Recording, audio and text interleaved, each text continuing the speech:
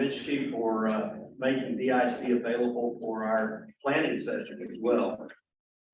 I was thinking back, I've been asked by several of you and others what the vision is for this board, and I found myself remembering back in 1979 when I worked at EDS, and Ross Perot called us all onto the grounds to make an announcement, and he told us that he was announcing a new president.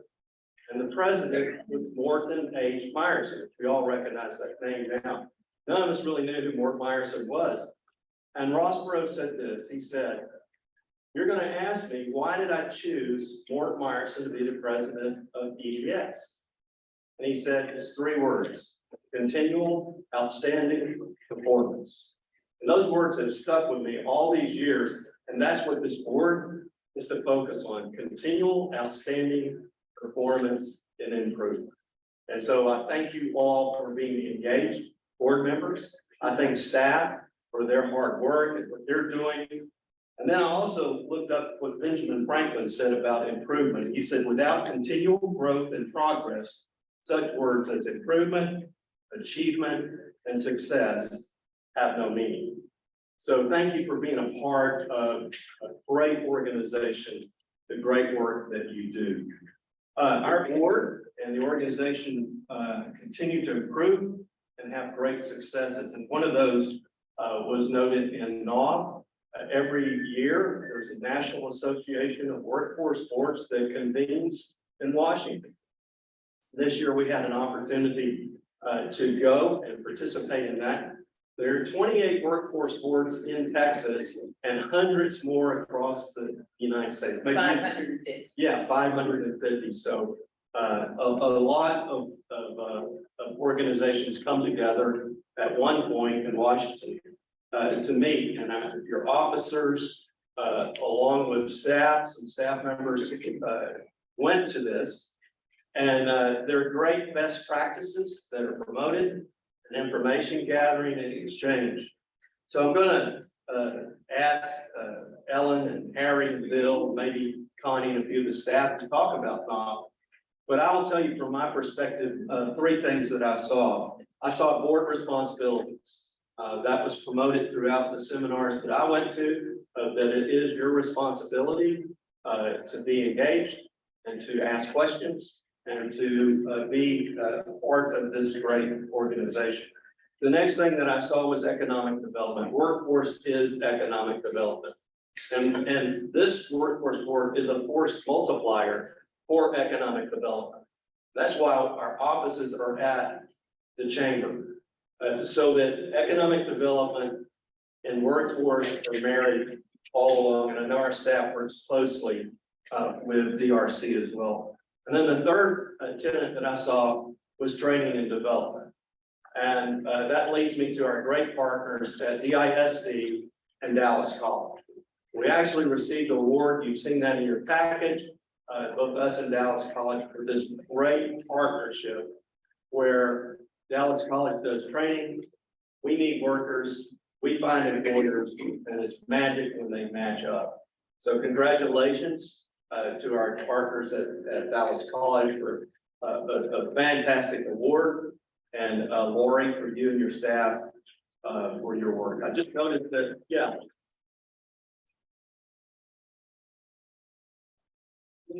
My microphone says El Centro College, so if they're missing their microphone, I know where it is. Also, so let's go to that. Harry, Bill, Ellen, Connie, Ashley, anybody that has any comments about NOB, I'd like to hear it. Dusty. Bill's I can go Yeah. first. I've known several years to NOB, and the one thing that I get the most out of is the opportunity as a board member to get to meet and socialize with staff. It's been a blessing for the last several years to do that, get to know more about them, their families, and that we don't get to know when we're sitting here for an hour and a half at a meeting. Thank you. Is it on?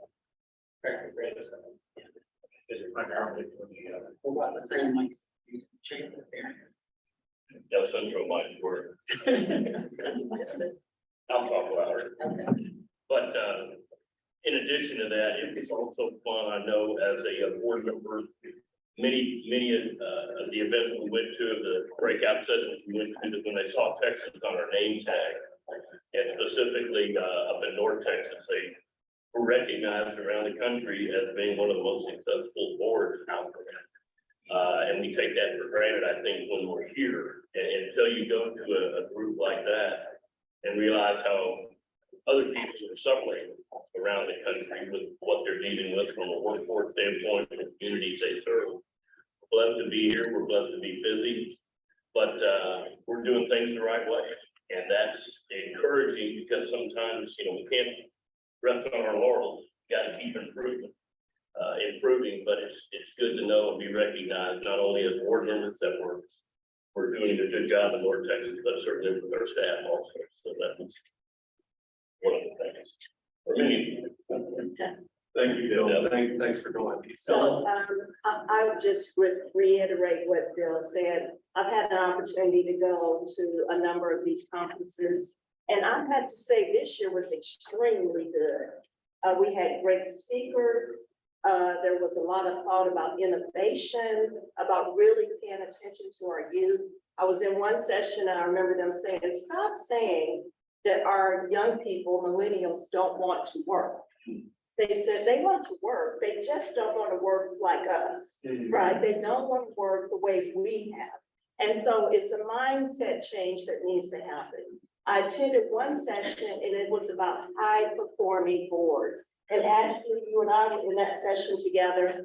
And there's criteria that is available for us to meet as a board. And there's funding that is awarded to the high performing boards that does not have stipulations to it. So when you're talking about training, Carter, it's something that could be applied for staff training and others. The one big takeaway though, each year that I've gone is what Bill has said, how this board is respected throughout the entire country, not just the state. And for individuals that know the staff, that know Lori, that we're constantly every day coming to them to get advice, to get counseling, to get feedback. So what has been created here is fantastic. And what we do now is we take it further. We continue to strive to arrive, is what I call it. And so there are many pieces in place. One session that I was in talked about how the board members are used to talk to the businesses. So we have a responsibility here outside of coming to the meetings, outside of maybe being on the committee, that our voices are heard in the community. And that in itself will help to enhance and drive the goals that Carter was speaking of. So it was really an exciting sessions that we attended, and for the staff that attended as well. I know lots of notes were taken. So there's quite a bit of information for us to leverage and move forward, but it is going to require us thinking kind of outside of the focus points that we have now, and then being receptive and collaborative on how we continue to move forward. Really exciting. Thank you, Ellen, for joining in. It's great. Harry, is there anything you'd like to say? I mean, I'll keep it pretty simple. It was a lot of fun. We have good people. I think we can trust each other to do exactly what you're saying, Carter, which is continuously look for improvement. But yeah, we have nothing. We don't take a step back to anyone in the country, and I think we can take a lot of steps forward. But I just had a lot of fun learning the people and getting to know them. Thank you, Harry. Harry always looking for the fun things to do. So, If I could just add, Carter, I don't know this, but I was asked to be the voice of boards on an apprenticeship panel on Saturday. That was a special offer, and it worked out very well with the private sector. I also did the presentation. Lynn and I did our local thing. Dwayne Francis Ryder came and joined us, and we gave the country the spot view of the inland port. It was amazing. Very well received, transferable. Dimitri and I and Gloria did a town hall stand up, which was a new feature, very bizarre, but it's great. And I think people really responded well. So we had, a lot, oh, Lynn also was invited to participate and go Google, because we are a champion of the Google model here in Dallas. So lots of things going on that got our juices going, I think, by understanding the give and take with other boards. The award is not to be taken lightly. There are only 4 national awards each year. And that award, we won it twice. We won it in 20 and we won it in 2000 and in 23. So, I don't think we're resting on laurels. I think we are in fact amazing comparatively. That doesn't mean we're the best, just comparatively. There are a lot of boards that are still running around with 1.0. It's very sad. They don't have our resources, they don't have our economy. They also don't have our staff. So kudos to the staff. I appreciate them and to the board members who travel, because I know it was your weekend given up and it's not an easy deal. We don't pay you for it. You barely get your food, but we appreciate you guys coming. Thanks. Thank you, Lori. Staff, anyone? Connie, would you like to say something? Sure, I would just echo what everyone has said. We really enjoyed the conference, getting to know the board directors. Texas is the best. I know other states are tired of hearing about Texas and bragging so much, but we really do have a good board. And apprenticeships, they really talked a lot about apprenticeship programs and different ways to outreach youth. That was something that I took away from the conference. Ashley, Demetria, anything? Yeah, I would just echo, it was wonderful to get together with directors outside of the office, outside of the meetings, and get to know one another. One thing I heard a lot about in the workshops I attended is something I've heard a lot about in our board meetings, that the community and the board are really interested in hearing the stories of the people that were affected. So I think that's a great concentration to keep on our minds as it is nationally. Just briefly, I'll say, you get an opportunity in the National Association of Workforce Conference is the best conference to learn about those. It is, it's amazing, it's national. You get to meet a lot of individuals from the board perspective, as well as contractor and board staff. And so I just encourage you to participate in the opportunity. Thank you both for your comments. Don't you think it's a wonderful facility? I love the subtlety of, these are our clients on the wall. These are our workers. And Ashley, thanks for pointing that out, because that's, many times we look at the numbers and we make motions, we forget that these are the people we're serving. And connecting jobs is what I said earlier, economic development. Well, thank you so much for all that attended. The great reports on NAWB, the National Association of Workforce Board. So we'll move right into our other agenda item, which was our planning session. And this board had mentioned to me many times, we need a training session, we need a planning session, we need to start a vision. And so you all came together at Conrad High School. Trustee Mischke, thank you for opening the doors and making that available to us. It was a fantastic opportunity to see a great high school in DISD. Ann Haskell led that conference, and I thought she did a fantastic job of listening and setting a vision.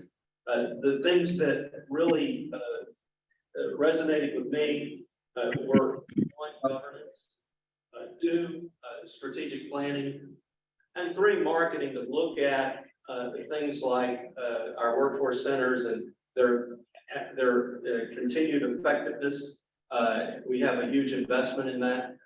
So from that, we'll probably be working on some, I can't call them committees because we don't have standing committees in our bylaws, but we'll have some work groups that get together and we'll be reaching out to you regarding that. All right. Anything else from the planning session anybody like to comment on? All right, great, thank you. The next item we have on our agenda is update on the succession plan. And Diane, I think you're going to take that. Yes, thank you, Carter. So just on behalf of Deb Rostovi, who's our vice chair, with regards to identifying a successor for the role of president for Workforce Solutions Dallas, I wanted to update the group here. In February, a search committee was formed. On that search committee are Bill Dwyer, Rebecca Ocuña, Bessie Gray, Ken Malcolmson, Miguel Solis, and myself. In March, we did put out as an organization, support with Connie here for a request for a quote for an executive search firm, and 2 vendors had responded. The search committee unanimously selected Strategic Government Resources as the search firm to move us through this process. And most recently here on April 6th, we did have a kickoff with Lisa Barker, who is a senior vice president with the Strategic Government Resources Organization and with members of the search committee. The initial focus for us right now is to get this position description put together with the requirements finalized. And there are current one-on-ones happening with members of the search committee. The latest update is that we are halfway through those stakeholder interviews, and the plan is to complete those this week. Next steps is to launch the active search, and based on where we are and the timeline outlined with Lisa, it looks to be that our launch will take place the first week of May. And based on subsequent steps from there, we as a board should be prepared to conduct in-person, or the search committee in-person interviews of selected finalists, which are usually about 3 to 5 candidates, after the July 4th holiday. If I can just add, one more comment, for especially the staff to hear, it was really critical for us to establish that we want the staff to be absolutely engaged in this process. And so we're working through, how we do that as a search committee together with the vendor we select. All right. Thanks for the update.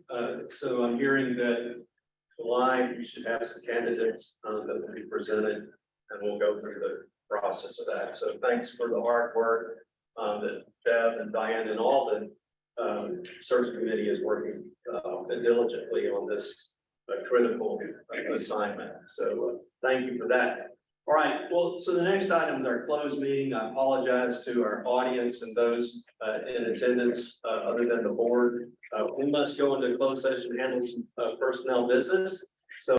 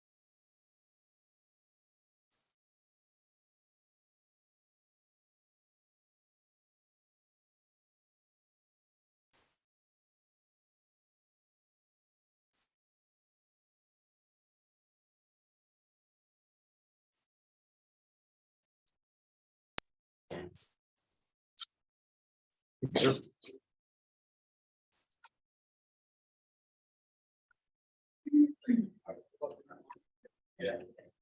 Okay.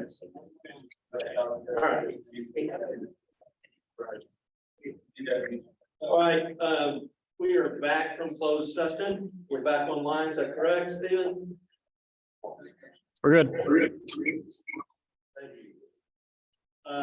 I'll now take a motion regarding our closed session.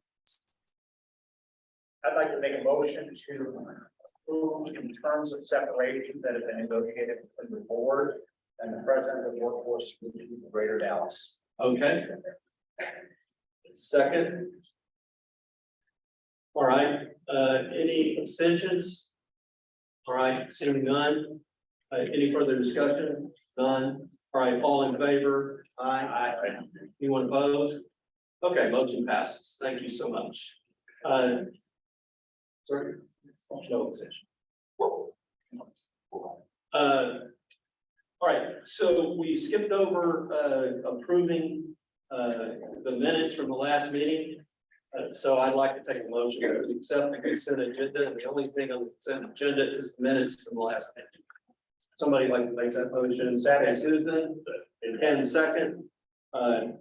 All in favor? Aye. Anyone opposed? All right, got that done. All right, we'll move now to the action items, which again, I believe is page 10 of your packet. And we see that Demetria is there and ready, so take it, Demetria. Good morning. So the actions are on page 10. There are 4 actions. The first is a request for redesignation of Workforce Innovation and Opportunity Act funds between dislocated worker and adult allocations.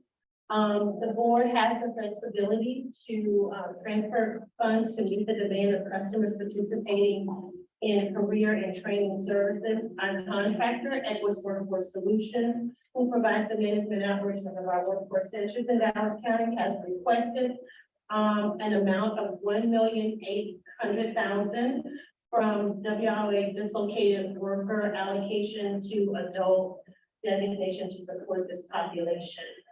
And as a result of that, transfer and amendment to Equus Workforce System Operations Contract will be necessary to continue the work in supporting these activities to the adult population by adding the $1.8 million to their existing contract.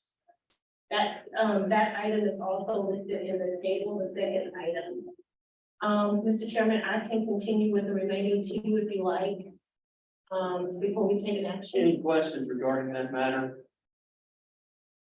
None. Okay, please continue. Okay, the remaining 2 items are amendments to our existing contractors as well as childcare group for childcare services contract.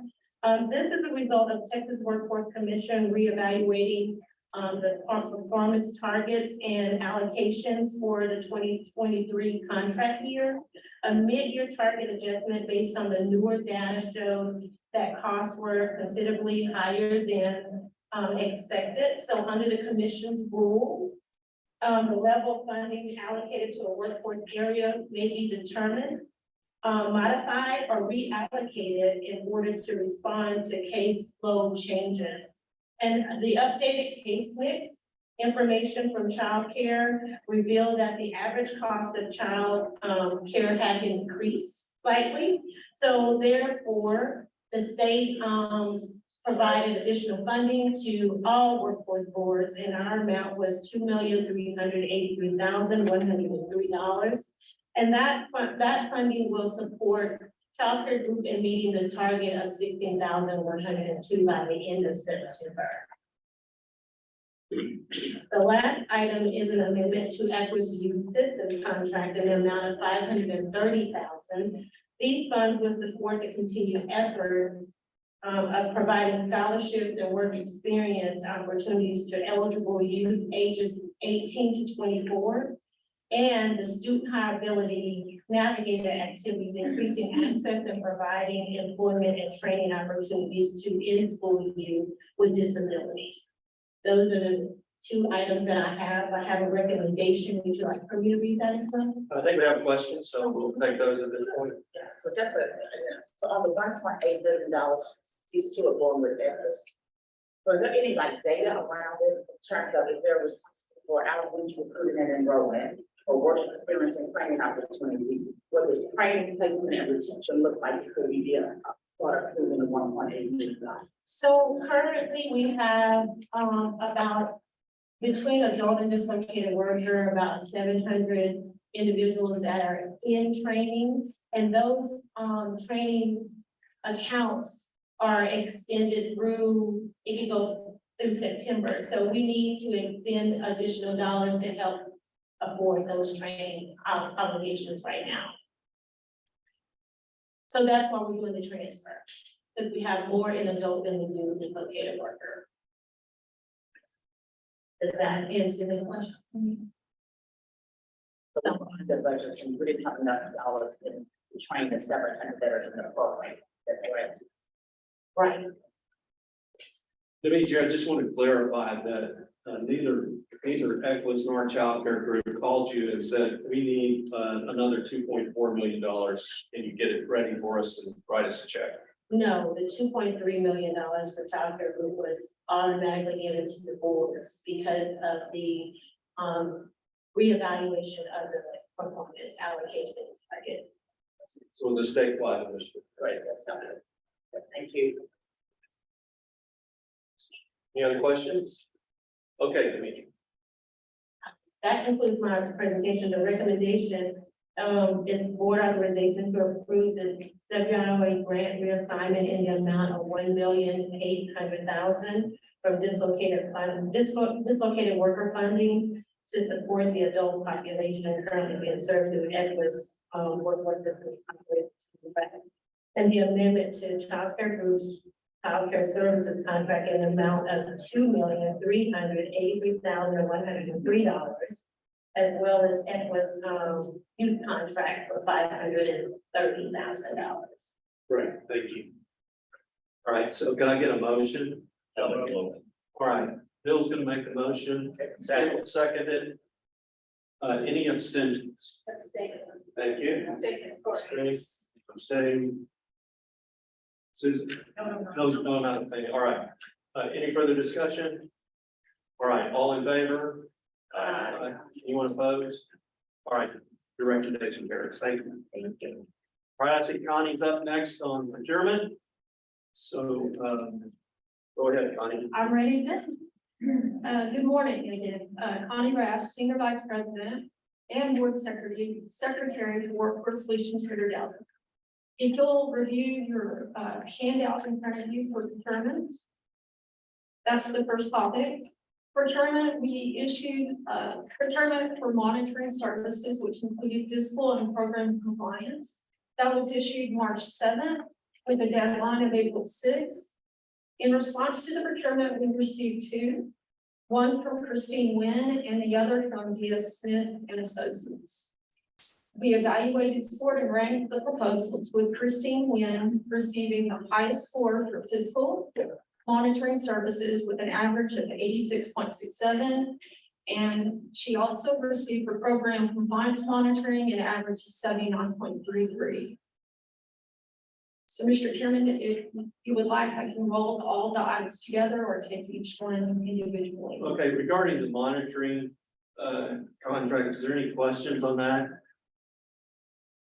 What's the period of time that this is that this contract is for? This will cover 4 years. 4-year agreement? Based on performance.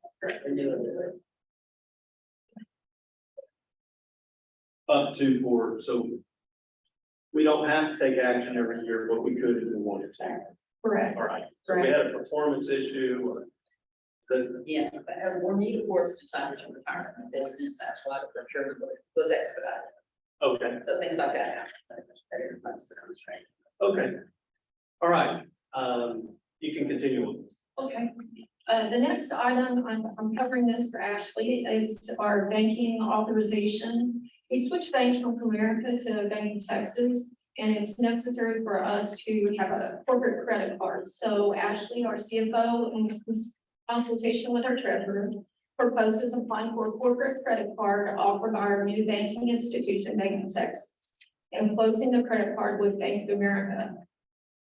Bank of Texas has offered us ample credit on a corporate credit card.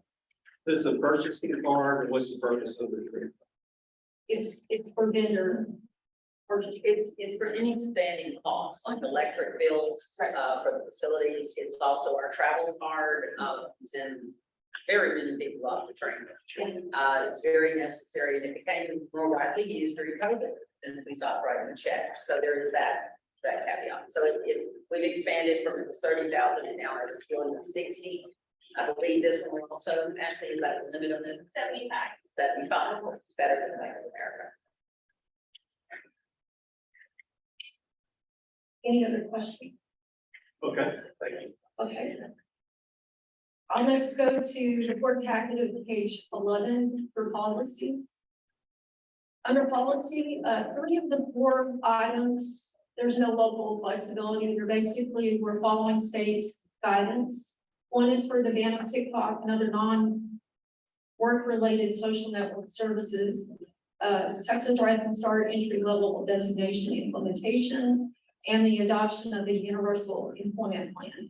The very last policy, we do have local flexibility, and this is modifying our individual training account policy. We're looking at modifying from 17,000 per customer to 15,000. And this, back in the COVID days, training was really not that popular, and now recently we're seeing an upward trend of interest in training. So to normalize expenditures, we're wanting to lower the IT account to 15,000. Connie, in lowering that amount, does it mean that it requires that there will be less training on what's available per individual, or less options, or how, where does that? Well, there's not less training options. I think, for the most part, quite a few of the vendors up their cost to 17,000, that was our limit, so. But I reviewed the training options right now, and there's plenty out there for our customers. Ellen, our agreement does specify that a school cannot pass that cost on to the training, but they will have to do it under our amendment and the Pell Grant. They can use the Pell Grant and our amendment. But truck drivers now, the truck driving schools went up to $10,000 during COVID, something that was 7,000, 5,000. They say they can't find teachers, and I agree with them. It's very hard to find teachers, but some of them have just exploited the ceiling, and we are seeing too few people for the dollars. Question that you asked earlier, more and more training, but we need to see more people in training, and we think bringing it down at least to 15. And that will be for extraordinary, for training that's really needed and pays a high wage. So It's also in line with the other neighboring boards. More Central has 15,000. but Tarrant is very low, Tarrant County is 8,000. and I don't believe they have a requirement that the school negotiate under that amount. It's very hard to make sure we don't put students in debt. And that's something we've really worked hard on. Good, thank you. All right. All right, moving along, the endorsement of external grants. I won't read each one of those to you. Those are grants that we've supported. And we also included memorandums of understanding that's working with the Texas Veterans Commission, Volunteers of America, and Texas Native Health. And basically, we outline roles and responsibilities, and we refer people to those agencies for services. So that concludes all of the items. All right, so I think I would take a motion here that we, one, accept the credit card limit for the new credit card with Bank of America. 2, that we adopt the policies as listed.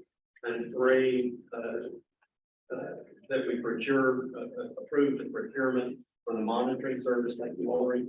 And then also 4, that we approve these endorsements of these other agreements. Thanks. One clarifying of the endorsements, is that's just simply saying these organizations were endorsed.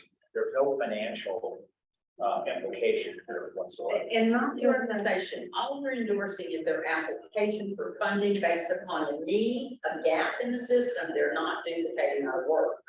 That's really what the feds and the state want. Do we believe, does this board believe it's a necessary product? And training is not a duplication, and it does represent high pay industry growth. So we're not doing beauty school. I'm sorry, but it Right. just. And so, why, just curious, Sure. why is this necessary? And the laws recognize workforce boards as an integral part of the community. And in many grants, we are written in at the federal level, and they must obtain our sign off. I got a notice yesterday, the city wants us to sign off an application to the municipal city league. This happens often, and you should take great pride in that. And I do not give my signature away. I'm very careful about what we support. Connie gets many requests for these letters, but generally they're required. And on the state side, they are required. I can't think of any case where somebody would bother us if it wasn't part of the script. Pretty good stuff. Any questions? All right, thank you. Any other comments? All right, so could I get a motion to approve? So moved, Ellen seconded. All right, any abstentions? Yes, yes, the all news. All right, all right. Linda? And Stephanie and Linda. All right, all in favor? Aye. Anyone opposed? All right, thank you, Connie. Sure. Take Richards up, Mr. Numbers. Good morning. My name is Richard Perez, and I'm the Senior Research and Data. On page 13, I'm going to talk about the MPR, and that stands for Monthly Performance Report. So that's like a monthly report card from the Texas Workforce Commission. On page 13 is the January NPR, and it shows that we are not meeting the measurable skills gain for adult dislocated worker and youth, as well as claimant reemployment within 10 months. Now, we do have some supplemental recently, last week, the February report came out. So I think we put that in the supplemental material, and we're meeting the measurable skills gain for adults. And there's been some good improvements for dislocated worker. So our contractor is doing all they can to improve that measure, and we'll be keeping an eye on it. Before I go to the next section, I wanted to point out the at a glance report. So that shows the performance for all the other workforce boards in the state of Texas. And I would just point out that the measurable skills gain isn't a very popular one for youth. I think there's only 2 boards that are meeting that measure. So it's one that's giving a lot of reporting expense. It's the most pink, and pink is really the top. Yeah. Each of those. And we've only measured the measurable skills for how long, Richard? It's a new, it's been there for a few years. They had some reporting issues last year. I couldn't, simplify it. I'll just say there was reporting issues. But yeah, it's a relatively new measure. Yeah, 3 years. Yeah, so, but basically what that measures is the progress, skill progression of participants in their training. And, I think it can be tricky capturing that and documenting it in twists. So an example is if somebody's in truck driving school, a way to capture that is when they pass the written test and pass, that they could be documented as a skills progression. So there's 2 or 3 elements here. One, students don't come in for the testing. That happens. They don't want to be tested in. 2, the school doesn't report the testing, or 3, the contractor's not reporting the testing. Yeah. Okay. No, I mean, I know that it's primarily not meeting, but do we know what what's they're doing well? Why they're doing well? I haven't looked or reached out to them yet, but I will to get their best practices. Very few have our number in training. Yeah. We have hundreds, they have 10. So that would be my first thought. I'm looking at who's on here. If you notice, the other big boards are struggling. Everyone always feels. Yes. Well, Gulf Coast is struggling, and yeah, there's Karen. Meeting, no, not meeting. We'll get back to you. Dan. No, I was just underscore that point. There are other districts, even if they are outliers that are outperforming on some key metrics. I would encourage staff to look at what they're doing. See. We'll do. There's no more questions. I'll jump to the economic snapshot, which is on page 17. And I know we're running short of time, so I'll just touch on the highlights. The Dallas County unemployment rate is 4.3%, a little bit of an uptick from January. But over the year, employment gains from February 22 to 23 are still strong at 51,000. Labor participation rate for taxes is inched up from January, 63.7 for February, and it was 63.5 in January. And I also, in the top right corner is a graph that shows the reader visits to our workforce centers. It combines all the centers, but I just wanted to put that graph in there to show the level of visits to the center, and it goes all the way from 2020, which is when reader came about, to the current. There's also a graph below that for City of Dallas rent devices. I thought that was an interesting information. The source of that is Zillow. Just to know what our job seekers are facing out there if they are, renting in the city. And the bottom corner are job postings for January through March of 2023. Job postings are still strong. They're not as strong as they were for the first 3 months of 2022, but software developers, customer service, and RNs lead in openings. And if there's any questions, I'll answer them. Yeah, if we could get back to the workforce center visits, I think that's great information. We have on page 20, the cost of the workforce centers. And if I annualize that out, I think it's roughly $2 million for rent. Does that sound about right, Ashley? So 2.2 million. So there is a return here for what our cost is per visit. And I would ask up to 2,362, which is an uptick. Are those people coming for workforce? Or are they coming for other matters? Or are we able to delineate between that? We can delineate, and I'd be happy to sort of break out the reason for their visit, because it does sort of, are they here using resource room? Are they here for an orientation? Maybe to RESDA orientation. So there are quite a few reasons we can find out, so I can get the more popular ones and maybe break it out by center. There's one attribute we're gonna have to add to it, and that's the housing of the vocational rehabilitation staff and their shared cost of these leases, which is pretty, I mean, they pay 50% of some of the leases, and they are not worried about pulling metrics like that. They have a low number of people, but they have to have intense staffing for that low number. So we have to kind of spread that, single that out, Richard, I think, to figure out, because the bulk of the attendance here will probably not be ours.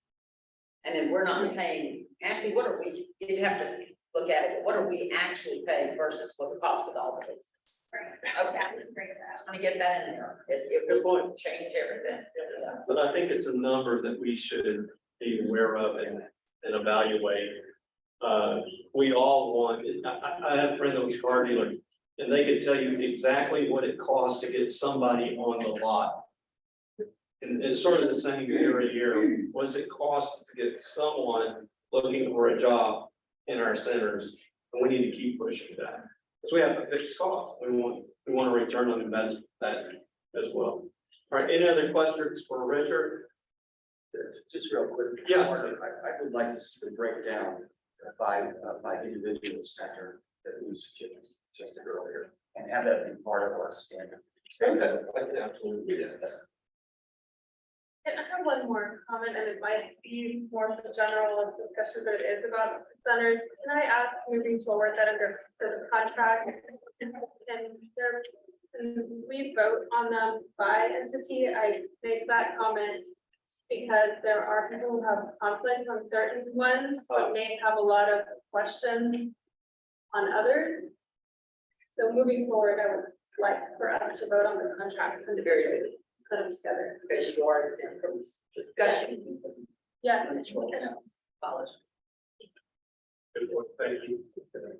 So I'm gonna go to the childcare subsidized dashboard on page 18. And just real quickly, childcare performance is doing well. It's above the state targets. The childcare wait list that's on as of April 6th is 2784. I ran the number yesterday, and it has gone up. It's gone up almost 1,000 children to 3844. So it does go up and down based on availability, but it is up. I'll see if I can chart some of that information for the wait list. I think it's important to age that as well. How long has that 3844 been on the wait list? I think it wasn't there for 6. That's how fast it moved, Yeah, so there's 1,000 up to. since 4/6. But It's, they're not real, there's kind of an amount, Tori was talking about before, the other room. What you're gonna see is a lot of people, I think they were paying our cost for the campaign for the ISDs, right? To get enrollments to go to Head Start, early Head Start, or ISD 3 to 4 year old activity. And so it's a convergence right now of everybody scampering in and find their spot in the spring. And I think that number is probably evidence of that. And then they'll sort out. And we'll try to hopefully get people into the public service system as well as pick up the beginning in ours. so a year over year analysis would feel that, right? Because it's cyclical. It's crazy. That's the first jump we've had like that in a while. Yeah, it was a little surprising when I ran it, and I ran it twice, just to make sure it was I correct. think it's the advertising right now from all the citizens and I think their childcare solution during the spring. So the season. So the next page, on page 19, is the childcare dashboard related to equality. And the number of TRS centers has dropped just a little bit. And you know, we are keeping an eye on that, and childcare group is doing all they can to increase the number of TRS. That's concludes my report, and there is no action on it. I'll just point out in your package, some of us have trouble understanding what a twist and a snap and a WIO is. And you have in your package now terms of acronyms. And it's only as good as today because the state will create 100 more acronyms before the meeting. You pointed out NPR is not on here, Richard. It is, and I included just some, so they can be easily digestible. You know, I didn't see a point of having 10 pages of acronyms and definitions. So I'll create 10 more for next month. But there's a never ending supply of that. Yeah, I mean, I can give you real estate acronyms and bore you with that, but this is important. So there'll be a test for board members on this next board meeting. Yeah, real quick. Yeah. This realist over here. Go ahead, Dan. On page 17, the first chart, is it possible to show that going back to 2019? I'm just, this goes back about a year, and I just want to get some feel for whether you fully recovered from the pandemic. Yeah. I ran the whole scope for this is the Greta report, I believe. And I believe they will call it, they turned it on. It was early 2020, but the center levels they're not as high as they were pre-pandemic. I think Equus is doing their best to sort of increase the traffic, and I'll see if I can find some kind of information that would make it comparable. But yeah, the center traffic is not as strong as it was in, let's say, 2018 or 19. It's getting there. And we did not provide virtual services prior to COVID. Correct. Very few virtual, there's still virtual service. And the virtual service count as part of this year number two or not? Detail for the track as. Yeah, I think it depends. It would have to be reported, a different way. Yeah, so like inputted, rather than, now when somebody goes in and checks in on a kiosk, it's done automatically. For virtual, it would have to be done just a little differently, but I'll double check, but, I wonder if that's if you can access virtually. But that tells us something about the, and, and the relevance of the person. Changing customer. Changing customer. And if I could just make the more general point on a lot of this data that's historical, instead of going back just a year or 2 years, I think it would be really helpful to go back to 2018 and 2019, just so that we can see the context of how much the world has changed for us. Good point, Dan. Everything changed with COVID. All right, Richard, thank you. We have some lease data here. Alex? Good morning. I'm Alex Perez, Technology and Facilities Manager. No direct relation to Richard. I will be presenting an update on the new International District Center and our current lease schedule as it looks for the next several years. I'd like to begin with our newest center at 5757 Alpha Road, Suite 800. Construction is well underway and it should be completed by the end of April. We hope to open the new center mid to late May. In 2024, the current Garland Workforce Center lease is set to end, and Lori and I have already been actively working with our brokers on finding new space. 2025, both our administrative office at Watts Tower and the Irving Workforce Center are due for negotiations or relocating.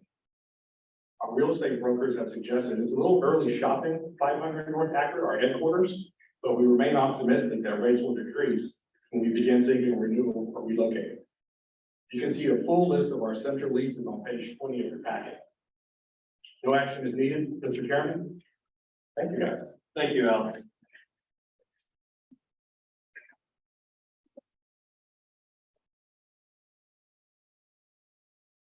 Good morning, I'm Becky Manette, the quality manager at the officer for the board. I would like to give a couple of brief updates on program fiscal and also some equal opportunity monitoring. If you look at page 21, I'll start with the fiscal and program monitoring. The AEL review for Richardson ISD has been closed out with a 100% compliance rate. That was awesome. Since we published the packet, the Choices Program review is complete with a 95% compliance rate. The program childcare review and on-site review for childcare centers they've both been completed and are pending a report from the monitor. Regarding the fiscal reviews, the following reviews are ongoing: Equus, Dallas College, Richardson ISD, Wilkinson Center, and Child Care Group, with additional documentation currently being reviewed by the center. And also, there's no action, but if there are any questions on those two, on the program and fiscal. Just a quick update on the one finding for the EO report. That was my next. Go for it. Okay. There's TWC has issued an EO review for fiscal 2023 with one issue noted. The state-owned facility in Garland does not have updated restrooms that meet their requirements for accessibility. This is not a surprise to us. Garland facility is actually owned by TWC. They will be selling that property and as such are not renovating to make the adjustments. And basically, just in a nutshell, the accessible restrooms are bigger than standard, but not to size of what we are required now. Standard built in 1970. And they built. Yeah. Any questions? They wrote themselves up. Yes, they did.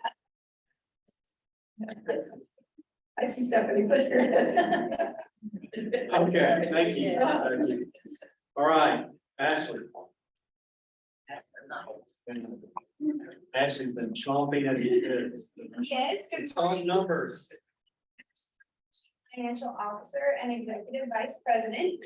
And thank you, Connie, for going over the action item earlier. We wanted to make sure and get you out of here quickly and having taken action on all the items we have available to you. So I know I'm between you and getting back to your desk. I won't take much time. Our financial report as of February begins on page 22 of your board packet this month. And we've highlighted those items as a reference for you before the board meeting that Demetria had you take action on during the contract section. So you'll see we highlighted adult and dislocated workers. So just as a recap, we transferred some funds between those two grants earlier this morning. Also, the youth grant is highlighted because Equus requested additional money. And you can see from the report that we had that available. So thank you for approving that as well. And finally, we have the child care money on page 24 that's highlighted. That's our big child care formula grant where TWC gave us additional funds and we flowed those all through to child care group for your action this morning. If you have any questions about financial matters, I'd be happy to take them at this time. Just give us an update on the status of audit, where they are. Yeah, absolutely. So I've been in contact with the auditors. They just issued their PVC list prepared by client listing of requests for us. So we're working on starting to pull that together for them. They're looking at starting field work in the first or second week of May. Generally, that takes about 3 to 4 weeks. Then we kind of spend the summer going over the audit report with them.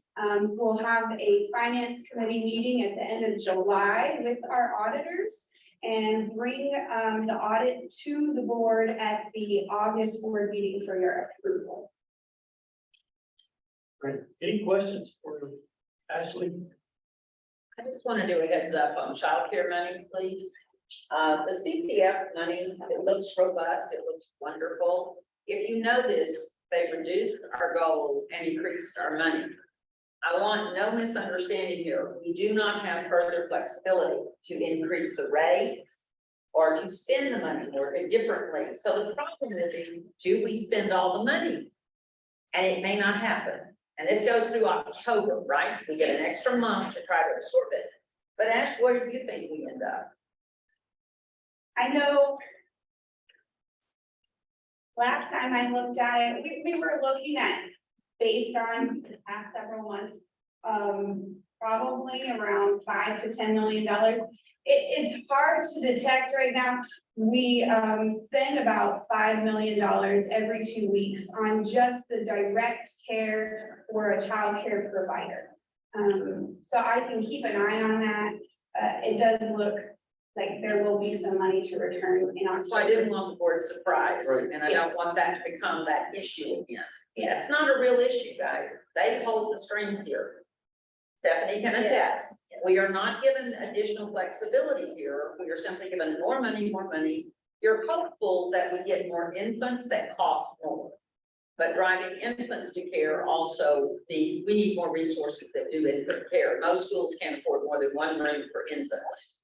And that becomes an issue for us. So just want to lay that out. It's great that we have more money and a lower goal. Just wish we could spend the money accordingly. And we can't. And if you go over the little by a certain amount, that's. Yes, 10% over the goal that's usually drawn there higher because the federal law requires that you serve everyone year over year. We cannot reduce our kids to stay within budget. So we could go probably up 8% without anybody freaking out, as long as we know we can cover it next year. You can't. Disable, And attrition is dicey right now. Carter. Yes, please. Ashley, this is a very naive question. I'm going to admit it right up front. What's the differentiation between the numbers below the line, the grand total line, and those above the grand total? Oh, okay. So the grand total is for our primary grants. When you get to the bottom section of page 24, we have some state of Texas grants, and these are those vocational rehabilitation contracts. They're actually not considered grants with the state. We're in a vendor situation with the state on that particular item. And then we have some private funding underneath. So that grand total line is really grants from TWC. So that the difference is grants versus contracts. Yes. Okay, but they do fall within the contracts fall within our budget. Yes. Thank Good you. question. And they're usually very time limited compared, they're usually annual and compared to the 2-year grants, 13-month grants, very different. Great, thank you. Yes. All right, the general question is, any changes in the financial condition that we should be aware of or concerned about? No, sir, we're flowing as usual. All right, without any other questions? Guys, we made it through before 9:30, so I move for adjournment. Thank you very much. I second that. Anyone?